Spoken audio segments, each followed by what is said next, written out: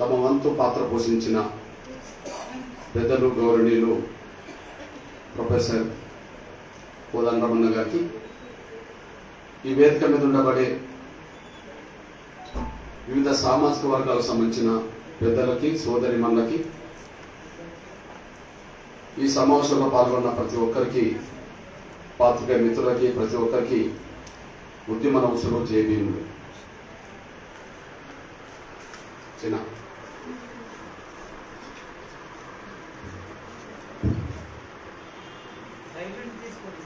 సోదరులారా, సోదరిమణులారా, సైడ్ కొన్ని తీసుకోండి.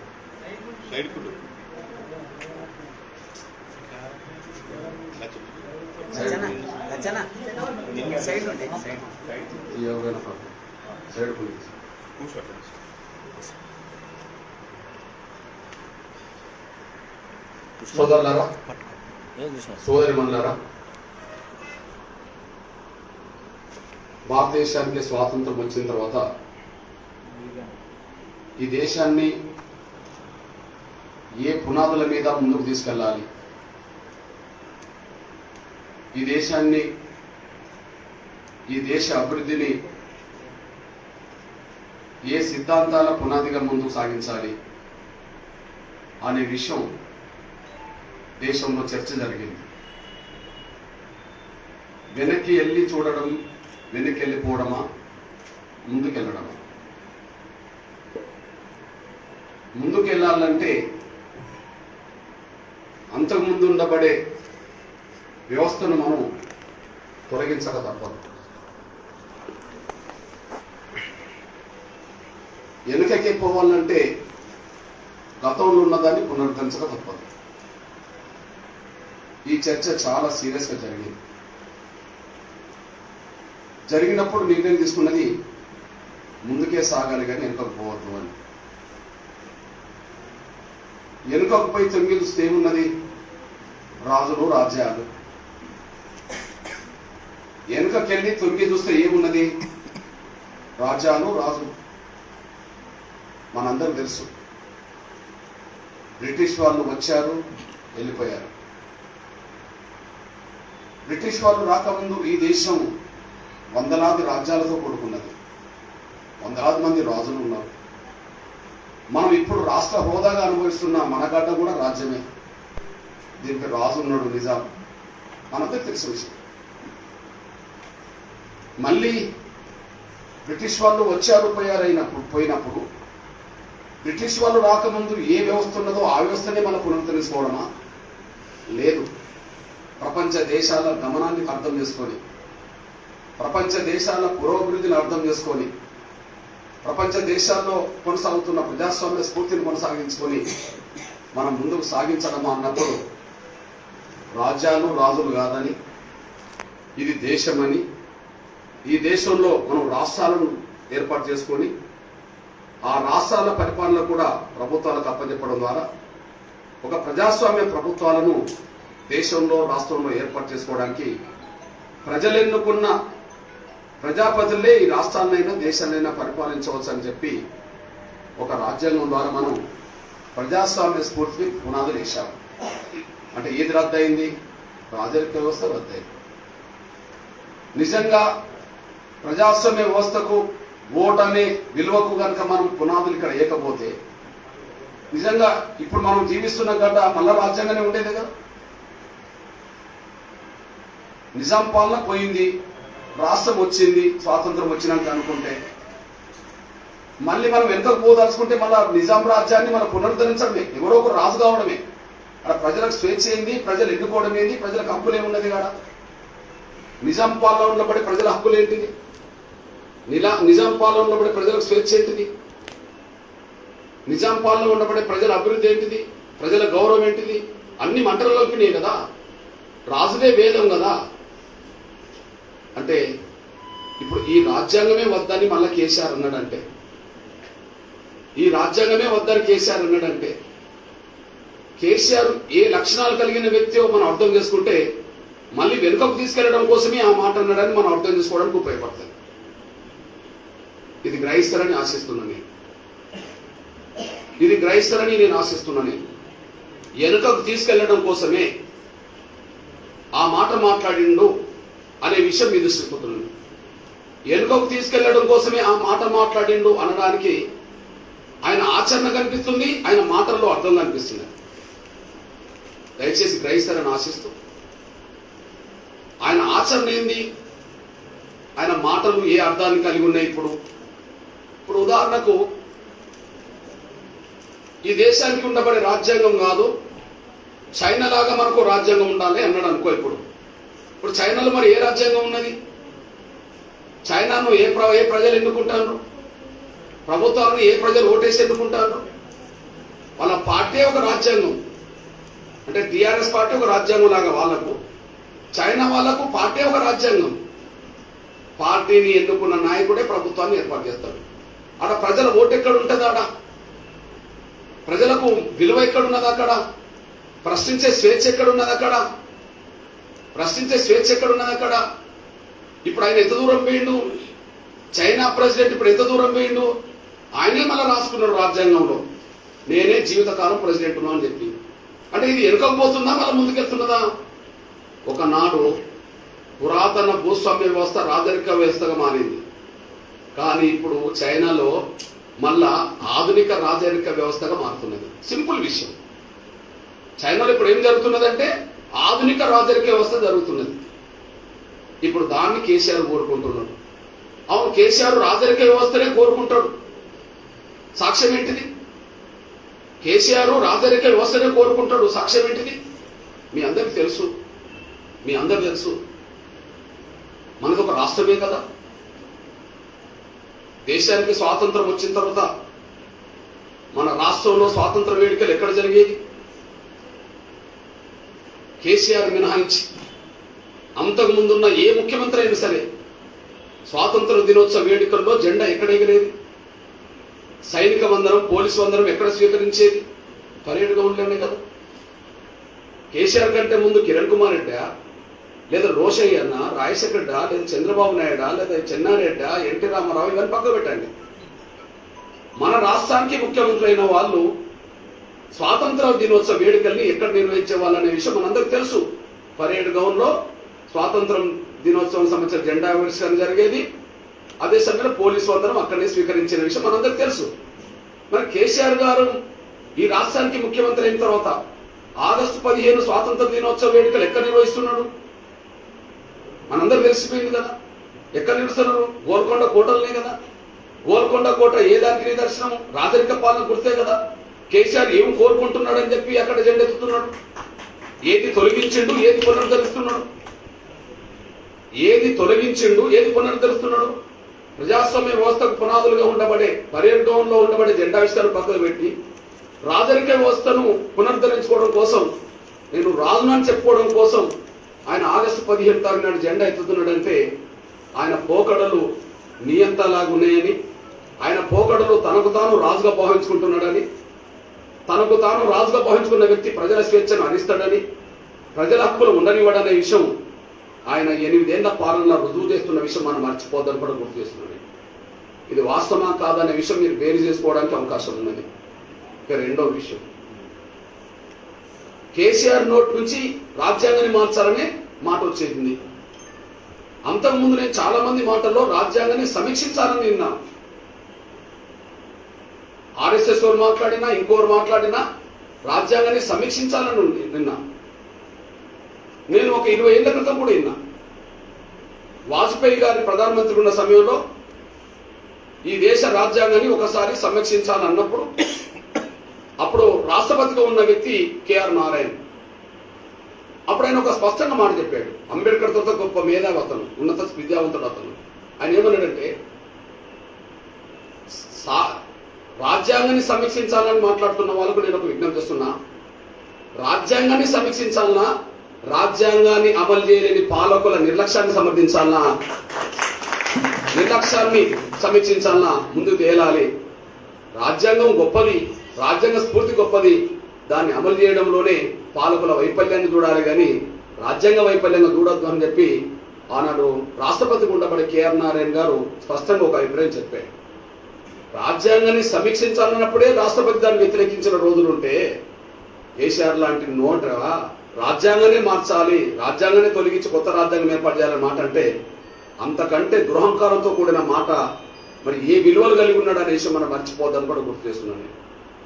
అదే సమయంలో మీ దృష్టికి తీసుకొస్తున్నాను నేను. కేసీఆర్ను ఒక్కసారి మనం ఆలోచిస్తే ఆయన ఏనాడు రాజ్యాంగ నిర్మాతను గౌరవించిన వ్యక్తిగా, రాజ్యాంగ విలువలను ఆచరించిన వ్యక్తి కూడా కాదు. ఈ రెండు మీ దృష్టికి తీసుకొస్తాను. నంబర్ 1, రాజ్యాంగ నిర్మాతకు గౌరవించని వ్యక్తి కేసీఆర్, రాజ్యాంగ విలువలను పాటించని వ్యక్తి కేసీఆర్. ఆయన నోటి నుండి రాజ్యాంగాన్ని మార్చాలని మాట వచ్చేసింది. ఎవరిని గౌరవించడు? రాజ్యాంగ నిర్మాతనే ఆయన గౌరవించడు. ఏమి ఆచరించడు? రాజ్యాంగ విలువలను ఆయన ఆచరించడు. ఇప్పుడు ఆయన నోటి నుంచి రాజ్యాంగాన్ని మార్చాలని మాట వచ్చేసింది. ఈ విషయంలో రష్యాలో ఒక విప్లవోద్యమ నేత, మనందరి పేరిన నేతే లెనిన్ ఒక మాట అంటాడు ఒక సందర్భంలో. అది ఇప్పుడు మనం దీన్ని వర్తింపజేసుకోవచ్చు. ఎవరి మాటల వెనుక ఏ ఉద్దేశాలు, ఏ కుట్రలు దాగి ఉన్నాయో అవి గ్రహించనంత కాలం ప్రజలు మోసపోతూనే ఉంటారు అన్నాడు. ఎవరి మాటల వెనుక ఏ ఉద్దేశాలు దాగి ఉన్నాయో, ఏ కుట్రలు దాగి ఉన్నాయో అవి గ్రహించనంత కాలం ప్రజలు మోసపోతూనే ఉంటారు అన్నాడు. ఇప్పుడు కేసీఆర్ మాటల వెనుక ఏ ఉద్దేశాలు దాగి ఉన్నాయో, ఏ కుట్రలు దాగి ఉన్నాయో మనం సంపూర్ణంగా అర్థం చేసుకోకపోతే మనం మోసపోతూనే ఉంటాం, మనం మోసపడుతూనే ఉంటాం, మనం నష్టపోతూనే ఉంటాం అనే విషయం మనం మర్చిపోద్దని నేను ముందుగా మీకు గుర్తు చేస్తున్నాను. ఈ విషయాన్ని గ్రహిస్తారని చెప్పి నేను ఆశిస్తున్నాను. ఇకపోతే రాజ్యాంగం, ఈ రాజ్యాంగాన్ని రాసిన డాక్టర్ బాబాసాహెబ్ అంబేద్కర్, ఆయన మీద మనకు ఒక అంచనా, అవగాహన ఇప్పటికైనా ఉండాలి. ఆయన జీవించిన కాలంలో వందలాది మంది మేధావులు ఉన్నారు. ఆ వందలాది మంది మేధావుల్లో ఈ దేశంలో కొన్ని వేల సంవత్సరాలుగా విద్యను తమ సొత్తని భావించుకున్న బ్రాహ్మణ వర్గాల నుంచి కూడా మేధావులు ఎక్కువ మంది ఉంటారు. అది మనందరూ తెలిసిన విషయం. విద్య ఎవరి గుప్పిట్లో ఉండే కొన్ని వందల సంవత్సరాలు బ్రాహ్మణ వర్గం చేతిలో. విద్య ఎవరికి దూరంగా నెట్టివేయబడ్డది? దళితులకు, పేదలకే దూరంగా నెట్టివేయబడ్డది కదా. మరి డాక్టర్ బాబాసాహెబ్ అంబేద్కర్ జీవించిన కాలంలో వందలాది మంది మేధావులు ఉన్న ఈ దేశానికి ఒక గొప్ప రాజ్యాంగం రాయాలని ఆలోచన వచ్చినప్పుడు ఎవరికి అవకాశం ఇవ్వకుండా డాక్టర్ బాబాసాహెబ్ అంబేద్కర్కి అవకాశం వచ్చిందంటే ఆనాడు జీవించిన కాలంలో వందలాది మంది మేధావులకు అగ్రగణ్యుడైన మేధావి డాక్టర్ బాబాసాహెబ్ అంబేద్కర్ కావడం వల్లనే ఆయనకు అవకాశం వచ్చిందనేసి మనం మర్చిపోద్దాం. సాయంత్రం మేధావులు లేరా? ఉన్నారు. సాంఘికంగా, ఆర్థికంగా, రాజకీయంగా ఆధిపత్యం వాయించిన వాళ్ళ నుంచి కూడా మేధావులు ఉన్నారు. కానీ అట్టడుగు వర్గాల తరఫున నిలబడ్డవాడు కూడా మేధావి ఉన్నాడు. మరి ఈ దేశాన్ని ముందుకు నడిపించాలంటే సాంఘిక అసమానత తొలగిపోవాలి కదా, ఆర్థిక అసమానత తొలగిపోవాలి కదా, రాజకీయ అసమానత తొలగిపోవాలి కదా, స్వేచ్ఛ అనేది అందరికీ ఉండాలి కదా, హక్కులు అనేది అందరికీ ఉండాలి కదా, సంపదలో భాగస్వామ్యం అందరికీ ఉండాలి కదా. ఉండాలంటే బాధితుడు రాయాలా, బాధ పెట్టేటోడు రాయాలి. బాధితుడు రాస్తే బాధపడ్డ వర్గాలకు మేలు జరుగుతుందా? బాధ పెట్టేవాడు రాస్తే బాధపడే వాళ్ళకి మేలు జరుగుతాయంటే బాధపడ్డ వాళ్ళకు మాత్రమే అవకాశాలు దక్కాలంటే బాధపడ్డ వర్గాల నుంచి రావడమే కరెక్ట్ అని ఆనాడు గుర్తించింది. కాబట్టినే డాక్టర్ బాబాసాహెబ్ అంబేద్కర్కి అవకాశం వచ్చింది. ఈ దేశంలో ఒక గొప్ప రాజ్యాంగ నిర్మాతగా, రాజ్యాంగ పితామహుడుగా మన చరిత్రలో పుట్టలకు వచ్చేశారు. రెండో, ఇప్పుడు మనం జీవించిన కాలంలో మేధావులు, మనం జీవిస్తున్న కాలంలో ప్రపంచంలో ఉండబడే అగ్రగణ్యుడైన మేధావి ఎవరు? ఆయన జీవించినప్పుడు మనం లేము, మనం జీవిస్తున్నప్పుడు ఆ మహనీయుడు లేడు. ఆయన జీవించిన కాలంలో ఆయనే అగ్రగణ్యుడైన మేధావి, మనం జీవిస్తున్న కాలంలో ప్రపంచానికి ఆయనే అగ్రగణ్యుడైన మేధావి. ప్రపంచంలోనే అగ్రగణ్యుడైన మేధావి అంబేద్కర్ అని నేను ఎందుకంటా? నేనంటే చెల్లుతుందా? చెల్లదు. ఎవరంటే చెల్లుతుంది? ఒక దేశాన్ని ఇంకొక దేశాన్ని ఇప్పుడు నమ్మట్లా. ఒక దేశం మీద ఒక దేశం దాడి చేసే పరిస్థితి మనం కళ్ళ ముందు చూస్తూనే ఉన్నాం కదా. కానీ ఒక వ్యవస్థ మాత్రం ఒక మాట అంటే ప్రపంచంతో దాన్ని గౌరవిస్తుంటది. ఒక వ్యవస్థ ఉన్నది, ఆ వ్యవస్థ కనుక ఒక మాట అంటే ప్రపంచం దాన్ని గౌరవిస్తుంటది. ఆ వ్యవస్థే ఐక్యరాజ్య సమితి. ఇప్పుడు ప్రపంచ దేశాలకు ఏదన్నా ఒక విషయంలో మార్గనిర్దేశం చేసేది ఏది? ప్రపంచ దేశాలు ఇలా ఉండాలని చెప్పి కనీసం వాళ్ళకు సూచన చేసేది ఏది? ఐక్యరాజ్య సమితే కదా మన కళ్ళ ముందు. ఆ ఐక్యరాజ్య సమితి 2016 అప్పుడు ఒక నిర్ణయం తీసుకున్నది. ప్రపంచ దేశాలన్నిటికీ రాజ్యాంగాలు ఉంటాయిగా. రాజుల కాలంలో రాజ్యాంగాలు మనకు లేవేమో కానీ ప్రతి దేశానికి ప్రజాస్వామ్య వ్యవస్థలో రాజ్యాంగాలు అయితే ఉంటాయి కదా. మరి ప్రపంచ దేశాలకు ఉండబడే రాజ్యాంగాలన్నింటిలో ఏ రాజ్యాంగం గొప్పదని చెప్పి ఐక్యరాజ్య సమితి సమీక్షించినప్పుడు భారత రాజ్యాంగం విలువలే గొప్పగా ఉన్నాయని చెప్పి ఐక్యరాజ్య సమితి నిర్ణయం తీసుకున్నది కదా. ప్రపంచ మేధావుల్లోనందరినీ లెక్కలు కట్టింది కదా. రాజ్యాంగం రాసిన వాళ్ళే మేధావులు కాదు, రాజ్యాంగం రాకపోయిన మేధావులు బయట ఉన్నోళ్ళు ఉన్నారు కదా. మరి ప్రపంచంలో అగ్రగణ్యుడైన మేధావి ఎవరు? ఎవరికి గొప్ప మేధస్సు ఉన్నదని చెప్పి ఐక్యరాజ్య సమితి తీసుకున్న నిర్ణయం ఏంటి?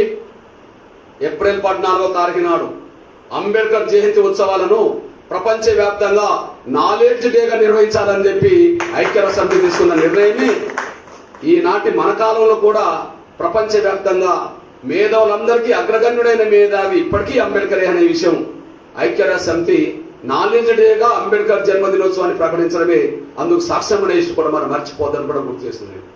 ఇంత గొప్ప మేధావి రాసిన రాజ్యాంగం ఈ దేశానికి ఎలా సేవ చేసింది అన్నప్పుడు కేసీఆర్ మాటల్లో ఉండబడే అర్థమేందో మనకు తెలిసిపోయింది. ఆయన ఈ రాష్ట్రాన్ని మళ్ళీ వెనుకకు తీసుకెళ్లి రాజరిక పోకడలకు అనుగుణంగా తన కుటుంబ ఆధిపత్యాన్ని శాశ్వతంగా నిలబెట్టుకోవడం కోసం నిజాం 7 తరాలు పరిపాలించినాయి కాబట్టి నేను, నా కొడుకు, నా మనమడు, ఇంకో మనమడు అందరు కలిసి ఈ తెలంగాణని కూడా ఒక రాజ్యాంగం పరిపాలించుకోవాలనుకుంటే వచ్చేది రాజ్యాంగమే నాకు అడ్డం వస్తుంది కాబట్టి ఆ రాజ్యాంగం మీద నాకు ఆయనకు ద్వేషం ఉండడం ఇంకోటి ఉండడం సహజమే. కానీ ఈ రాజ్యాంగం ఏం చేసిందో భారతదేశ రాజ్యాంగాన్ని సమీక్షించే విషయంలో దేశంలో ఉండబడే మేధావులందరూ సమీక్షించి భారత రాజ్యాంగ పుస్తకాలు రాశారు. కానీ బయటి దేశం సంబంధించిన ఒక వ్యక్తి, బయటి దేశం సంబంధించిన ఒక ప్రముఖుడు మేధావి భారత రాజ్యాంగాన్ని సమీక్షించాడు. భారత రాజ్యాంగాన్ని సమీక్షించాడు. ఇక్కడ అందరూ విజ్ఞానవంతులు, మేధావులు ఇక్కడ కూర్చున్నారు కాబట్టి నేను ఒక విషయం చెప్తున్నాను. చాలా భారత రాజ్యాంగ పుస్తకాలు చాలా వచ్చినాయి. ఎన్ని వచ్చినా ఒక విదేశంలో పుట్టిన ఒక గొప్ప మేధావి ఆయన రాసిన గ్రంథం ఏంటంటే భారతదేశం మీద ఏ చట్టం ఎలా వచ్చింది, ఎలాంటి నిర్ణయాలు ఏ సందర్భం తీసుకున్నారనే విషయం, భారత రాజ్యాంగం ఆదం పొందే సమయానికి ఎన్ని రకాల చర్చలు జరిగిన విషయం, ప్రతి చర్చ, ప్రతి సారాంశం ఇందులో రాశారు. చాలా గొప్ప మేధావి. ఆ మేధావి పేరు గ్రాన్విల్ ఆస్టిన్. మనం భారత రాజ్యాంగ పుస్తకాలు ఎన్నైనా చదవనియండి, మీకు చట్టాలు వివరాలు కొన్ని ఉంటాయేమో కానీ ఏ చట్టం ఎలా వచ్చింది, ఏ సందర్భంగా ఎవరెవరి మధ్యలో డిస్కషన్ జరిగింది, ఎవరు దాన్ని ఆమోదించడానికి ప్రయత్నం చేశారు, ఎవరు తిరస్కరించే ప్రయత్నం చేశారనే విషయాన్ని కూలంకషంగా చర్చించింది ఈ భారత రాజ్యాంగం అనే పుస్తకంలో గ్రాన్విల్ ఆస్టిన్. దీని మీద లండన్ పత్రిక ది ఎకనామిస్ట్ అనే ఒక పత్రిక ఈ రచయిత మీద ఒక అభిప్రాయం చెప్పింది. దాని తర్వాత ఆయన ముందు మాట ఏమన్నాడో చూస్తున్నా. భారత రాజ్యాంగం దేశానికి మూలస్తంభం గ్రాన్విల్ ఆస్టిన్.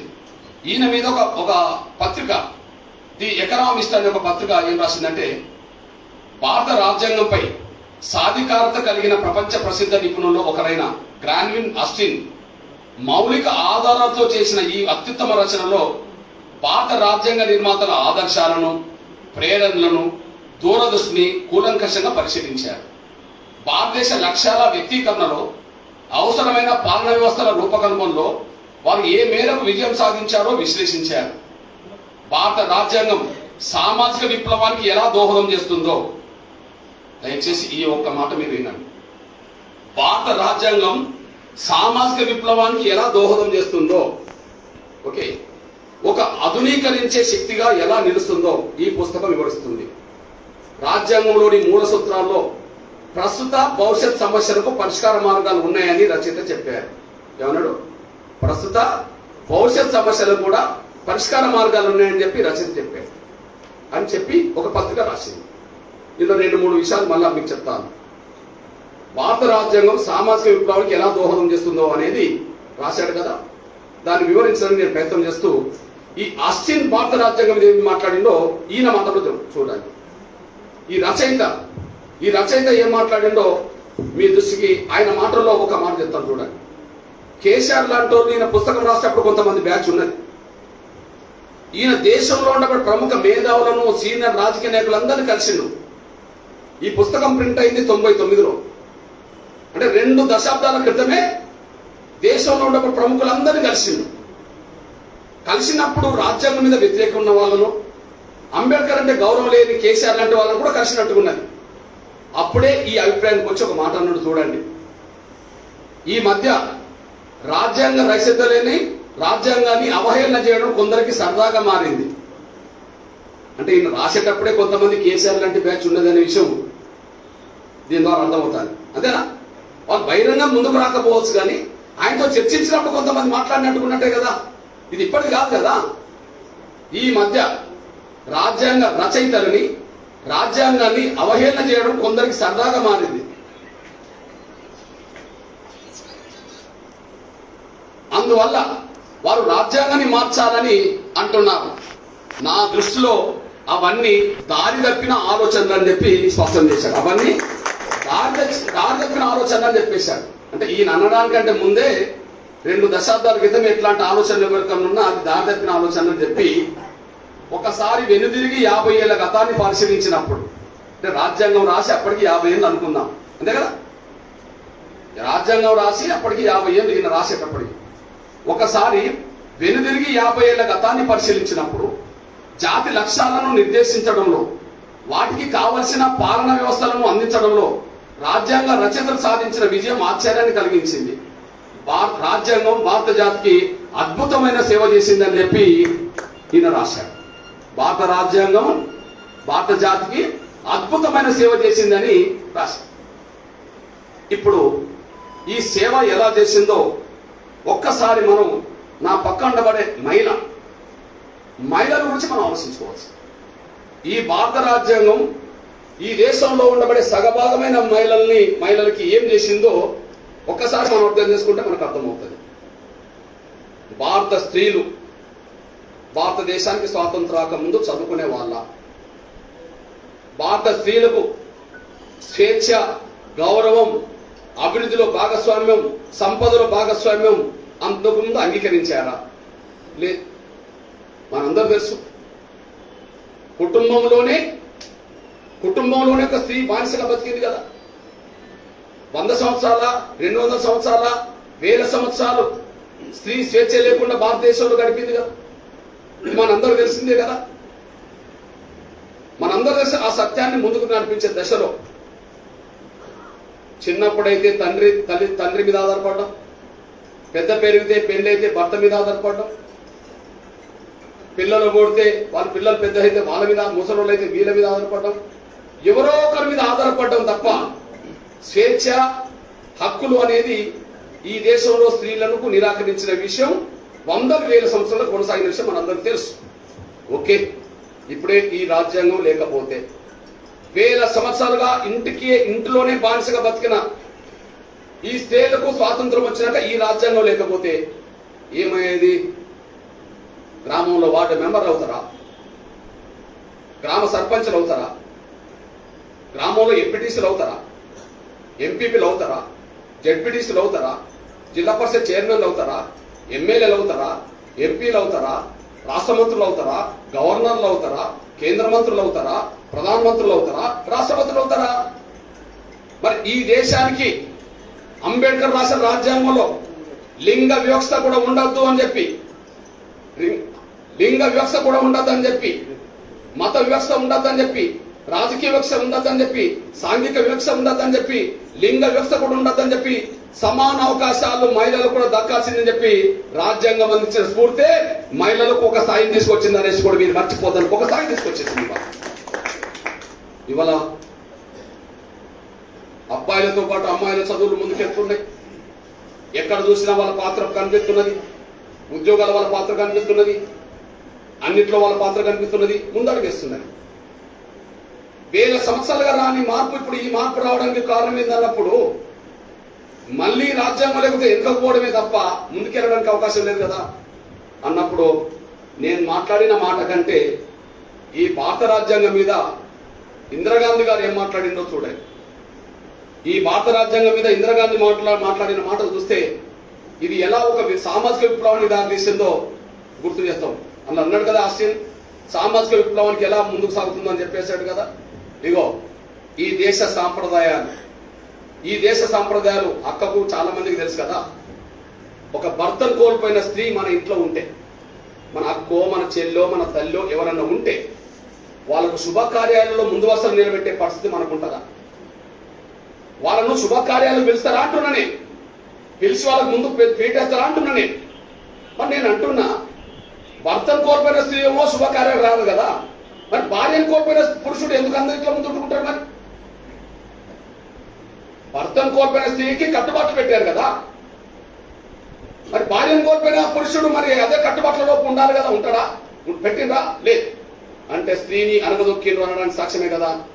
మరి భర్తను కోల్పోయిన ఇందిరాగాంధీ ఈ రాజ్యాంగం మీద ఏమన్నది? ఈ భర్తను కోల్పోయిన స్త్రీ అనబడుతున్న ఒక ఇందిరాగాంధీ గారు రాజ్యాంగం ఏమన్నది చూడండి. ఈ దేశ సాంప్రదాయం నన్ను గుడి మెట్టు ఎక్కడానికి కూడా అవకాశం ఇవ్వలేదు, కానీ అంబేద్కర్ రాసిన రాజ్యాంగం నన్ను ఈ దేశానికి ప్రధానమంత్రి చేసింది. ఇంతకంటే విప్లవం ఏం కావాలి? ఇంతకంటే విప్లవం ఏం కావాలో చెప్పండి. సామాజిక విప్లవానికి రాజ్యాంగం ఎలా దోహదం చేసిందో ఆస్టిన్ చెప్పాడు కదా.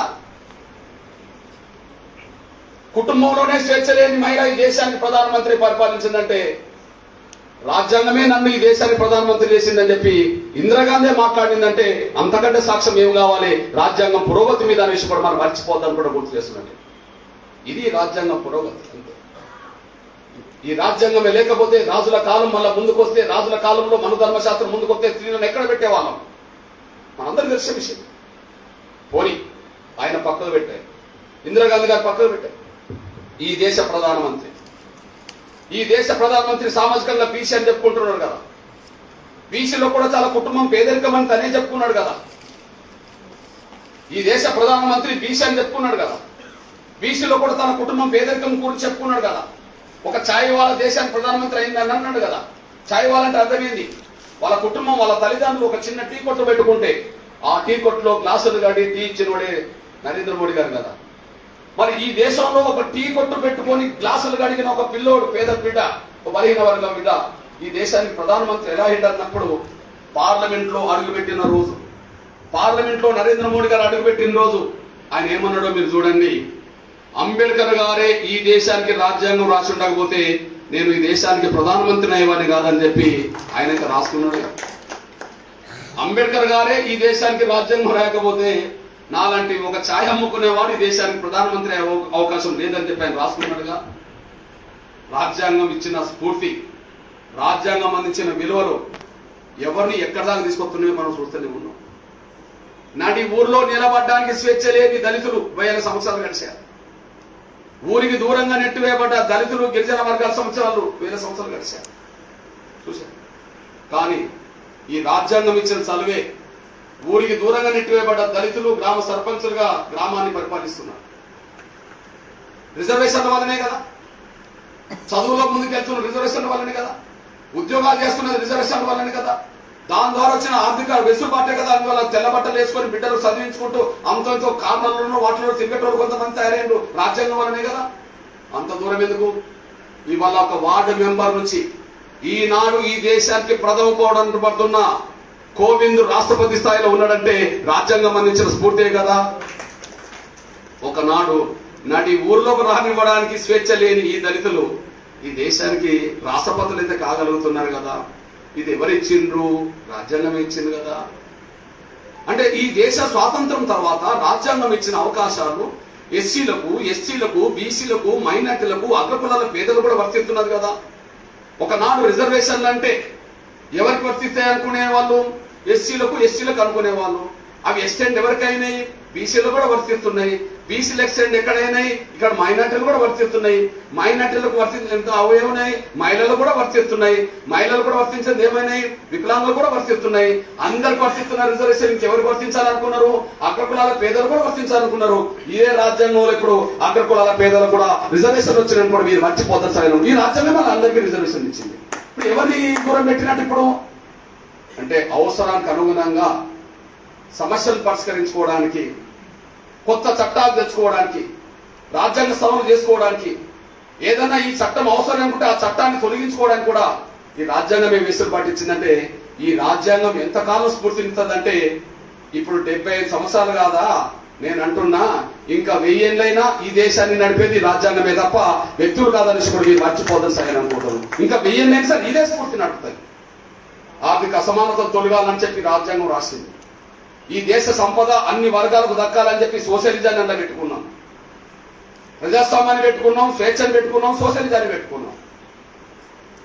అంటే దేశం ముందుకు నడుతున్నదంటే దీని పునాదులనే కదా.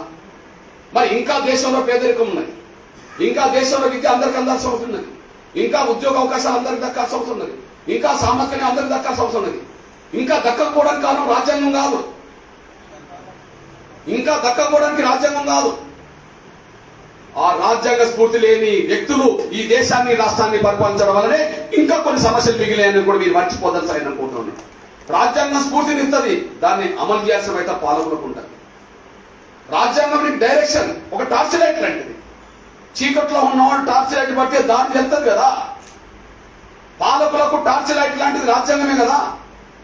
ఏ పునాదుల మీద దేశాన్ని విస్తరించాలి, ఏ పునాదుల మీద దేశాన్ని అభివృద్ధి చేసుకోవాలి, ఏ వర్గాలకు నష్టం రాకుండా, కులం మతం ప్రాంతం అనేది భేద లేకుండా, స్త్రీ పురుష అనే తేడా లేకుండా అందరికి సమానమైన అవకాశాలు హక్కులు దక్కాలని చెప్పుతున్నది రాజ్యాంగమే కదా.